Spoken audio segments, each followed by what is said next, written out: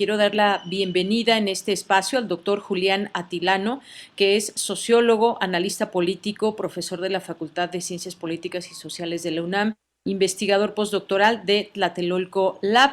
¿Qué tal, doctor? ¿Cómo estás? Muy buenas tardes. Bienvenido a este espacio de Prisma RU de Radio UNAM. Muchas gracias, Deyanira, por la invitación. Un saludo a toda la audiencia. Muchas gracias por estar aquí.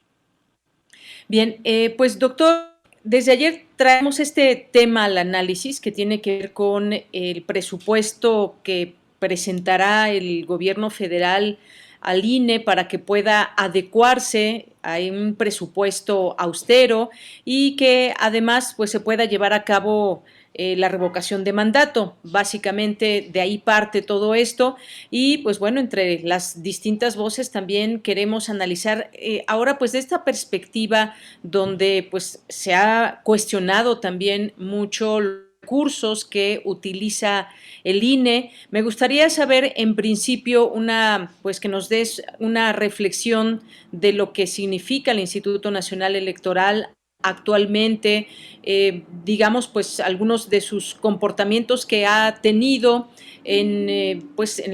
por ejemplo, en el pasado proceso electoral y que de ahí también podamos partir en poder analizar sobre el tema de los recursos, porque sabemos que este gobierno pues ha manifestado con esta palabra de austeridad el poder adecuar presupuestos y ha habido respuesta por parte del Instituto Nacional Electoral, por supuesto que no está de acuerdo en ello y dice que pues no deben ser afectados sus recursos. ¿Qué es lo que tú nos puedes decir al respecto? Claro que sí. En principio, lo que quisiera señalar es que en cualquier país democrático es muy importante que exista un órgano electoral, un árbitro electoral. Es fundamental que exista este ente, esta institución como tal, para que regule el proceso, para que al mismo tiempo también lo lleve a cabo, incluso también para que se generen programas y investigaciones, estudios sobre la participación política. Eso me parece a mí fundamental. Sin embargo, cuando empezamos a analizar de manera detallada, cuando empezamos a observar cuál ha sido el comportamiento de este instituto, el Instituto Nacional Electoral, en los últimos años, me parece que entonces empezamos a dar cuenta de que este árbitro electoral, que tiene que ser imparcial, que tiene que resolver los problemas, que no tiene que jugar a favor ni en contra de un proyecto político, de un partido, de personajes de la política, pues entonces empezamos a notar que al menos en los últimos años o en el proceso electoral de 2021 vimos que algunos de sus consejeros, su consejero presidente Lorenzo Córdoba, el consejero Ciro Murayama, han tenido una participación un tanto excesiva en la arena política porque están actuando no como árbitros, sino como parte de un sector opositor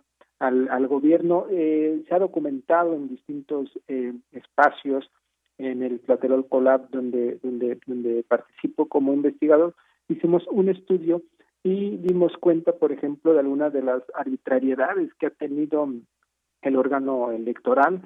Por ejemplo, hay una agenda muy clara de estos dos personajes en los que se ha buscado contraponer al gobierno con algunas posiciones como posicionarse en contra del populismo, sin embargo no hablar, por ejemplo, sobre los daños que ha tenido el modelo neoliberal a la democracia, por simplemente dar un ejemplo. Entonces, en ese sentido, me parece que es importante que en este momento discutamos una reforma electoral de gran alcance, que la academia, que la sociedad civil, que el pueblo de México, que los propios partidos analicen la pertinencia de esta reforma electoral y al mismo tiempo esta discusión pues se entrelaza, se empalma con el contexto actual que tiene que ver con el proceso democrático de revocación de mandato. Y al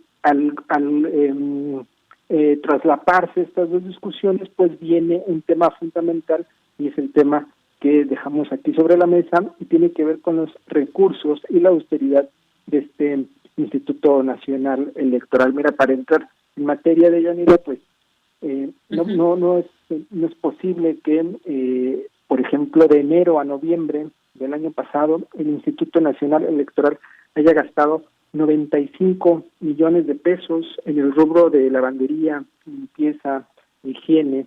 Al mismo tiempo vemos salarios de todos los consejeros por arriba de los 220,000 pesos y podemos continuar con la suma. Entonces, pues me parece Ujú. que es necesaria esta reflexión.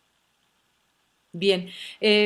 Doctor Julián Atilano, sin duda también me gustaría aportar esa voz, esa parte polémica también que se ha generado. Ya empezabas a decir estos 90 y tantos millones por a este rubro, pues sí, se nos hace de entrada muchísimo dinero para ello, porque, pues bueno, no nos queda muy claro por qué se puede gastar tanto dinero en ese rubro. Hay en marcha pues este plan de austeridad al Instituto Nacional Electoral, que ya tendremos en su momento oportunidad de conocer, tal vez en unos días, una semana, atrase un poco por esta cuestión de que el presidente tiene COVID-19, aunque bueno, se mantiene trabajando hasta donde sabemos, aunque pues está ahorita aislado por este tema de que debe guardarse de esa manera, digamos, y no estar en público para no contagiar a los demás. Pero bueno, él en una conferencia mañanera había asegurado que la intención de este plan es que el INE tenga los recursos suficientes para instalar una casilla en todos los pueblos del país y que la consulta popular alcance como mínimo 40% de participación ciudadana.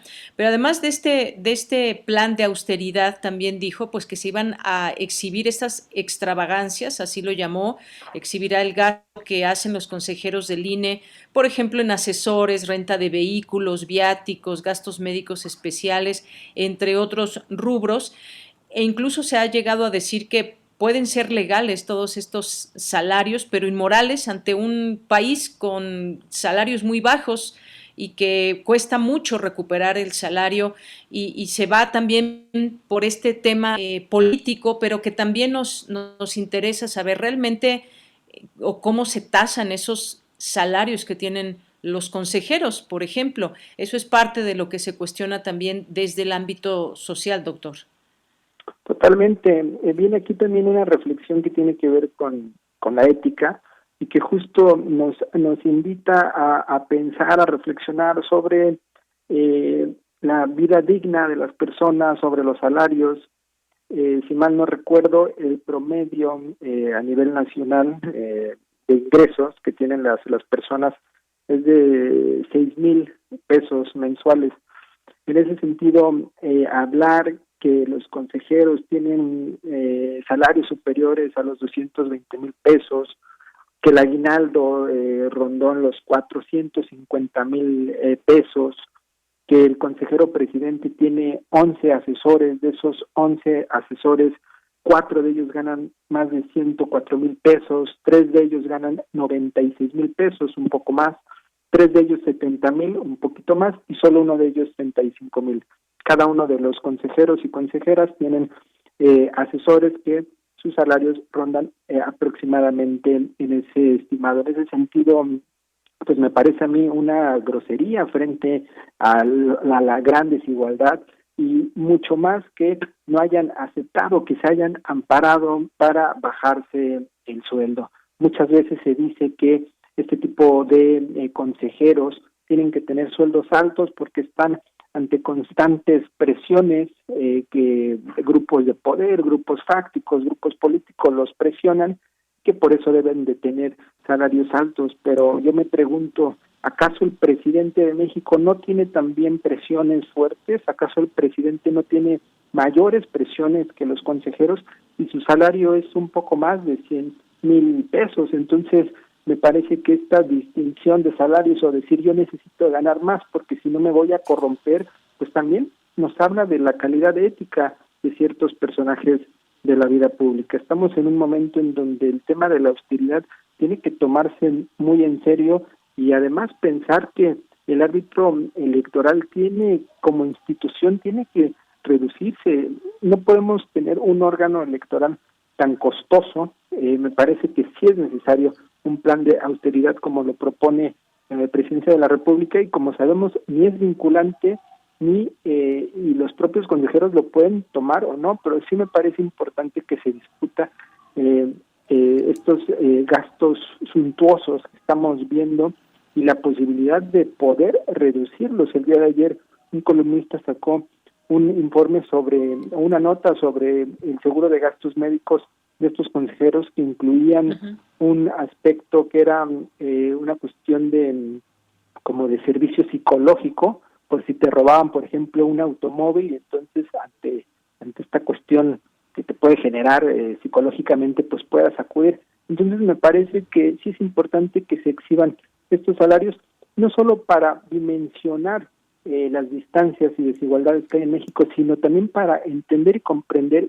que frente a esas declaraciones de algunos consejeros que dicen es que no hay dinero, es que no podemos hacer lo imposible, es que no le podemos sacar jugo a las piedras, pues vemos que hay muchos rubros en donde sí se le puede sacar mucho más que jugo a las piedras.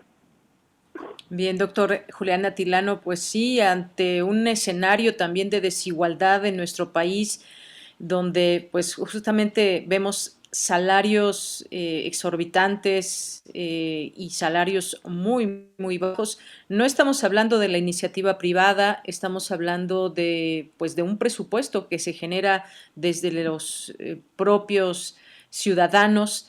Hay una pregunta que también se hacía, ¿de cuánto fue el aguinaldo del presidente de México y de cuánto fue el del presidente del INE? Y por ahí podemos también seguir con muchas preguntas. Gastos suntuosos, decías, y habrá que dimensionarlo también y ponerlo en este contexto que estamos viviendo, porque muchos de los rubros y el presupuesto se ha tenido que reorientar debido a esta pandemia que también estamos viviendo. Dice el presidente que la austeridad no es un asunto administrativo, sino de principios, y que ello no significa dejar sin recursos los programas necesarios, sino que se pueden hacer algunas reorientaciones en el presupuesto. Ahora, yo te pregunto, con esto cerraría el tema, respecto a la autonomía. Como ciudadanos queremos elecciones limpias, libres, que sean claras ante nuestros ojos, que las consejeras, los consejeros, pues vean por la democracia y no por intereses políticos en particular o de grupo. ¿Cómo te parece que ha sido este trabajo que debe ser completamente autónomo por parte del INE? Pues mira, yo creo que han dejado mucho que desear y que decir. Es necesario y por eso quise comenzar así la reflexión sobre la necesidad de un instituto, porque muchas veces, y me parece un poco perverso que se quiera llevar, que se quiera plantear de esa manera, cuando se hacen críticas al instituto y sobre todo a algunos de sus consejeros, como ya lo señalé, la respuesta inmediata pareciera que es, si criticas entonces estás en contra de que haya un árbitro electoral, y no es así. Sin embargo, lo que se busca es de que de verdad el árbitro electoral sea imparcial. Y en ese sentido, frente a tu pregunta, pues la autonomía está en duda en este momento del INE. Vemos un día sí y otro también al consejero presidente, pues así lo voy a decir, despotricando en contra de un partido político, de ciertos personajes. Vemos al consejero Ciro Murayama y al propio Lorenzo Córdoba que hablan de que estamos prácticamente en un devenir autoritario. Yo me pregunto, ¿de verdad está sucediendo eso? ¿Qué implica entonces que haya personajes de extrema derecha como Gilberto Lozano que hablen en contra del gobierno, que saquen el muñeco del presidente y lo queme, lo golpee, y el señor lo pueda seguir haciendo y no pasa nada? En este gobierno hemos visto alguna petición de renuncia a algún periodista, me parece que no. Y en ese sentido, decir a la ligera que estamos en un momento autoritario me parece muy irresponsable del árbitro electoral, y en ese sentido pues pareciera que la autonomía no está garantizada, porque estamos viendo que algunos de sus consejeros están siendo juez y parte, y me parece muy preocupante para la vida democrática de México que esto suceda. Bien, doctor Julián Atilano, pues muchas gracias por estar con nosotros, abonar en esta reflexión y en estas diversas voces que queremos siempre conjuntar en este espacio de Radio UNAM, para aunar también a esto que mencionabas de los gastos de lavandería. Hace 6 días, el 6 de enero, Contralínea sacó un reportaje también donde dijo que en 2021 el INE gastó 1.2 mil millones en rentas de edificios, coches y equipos. Esto es lo que también se va dando a conocer. para sacarle jugo a las piedras, el consejero presidente Lorenzo Córdoba podría empezar por revisar las centenas de contratos de arrendamiento que el Instituto Nacional Electoral mantiene vigentes para determinar si sale más barato adquirir los bienes que rentarlos y con ello generar ahorros. Y por ahí se va esta nota que trae todos estos datos, 1,228,111,305 pesos en el capítulo 3,200 que se llama Servicios de Arrendamiento para pagar rentas de edificios y locales, vehículos, equipo y bienes informáticos, maquinaria, equipo de telecomunicaciones e incluso mobiliario, es lo que revelan sus estados financieros más recientes. Pues ahí están los datos no mienten y sobre eso es como queremos seguir estas reflexiones. Pues muchas gracias, doctor. Ya conoceremos este plan que presentará el gobierno federal para poder analizar qué tan austero viene esta propuesta que dijo no es que la tengan que seguir, pero se presentará una propuesta ante pues lo que viene este año que tiene que ver con la revocación de mandato. Pues muchas gracias, doctor. Muchas gracias, Deyanira. Y solo para rematar, y me parece, ¿sí? Aplaudo este ejercicio desde presidencia, pero me parece lamentable que sea el Ejecutivo quien le tenga que hacer la tarea al Instituto Nacional Electoral. Y una cifra más, 373 millones de enero a noviembre del año pasado para vehículos terrestres y aéreos. Entonces, pues, sí hay mucho para reducir. Muchas gracias, Deyanira, a ti y un saludo a toda tu audiencia. Gracias, doctor. Hasta luego. Un abrazo.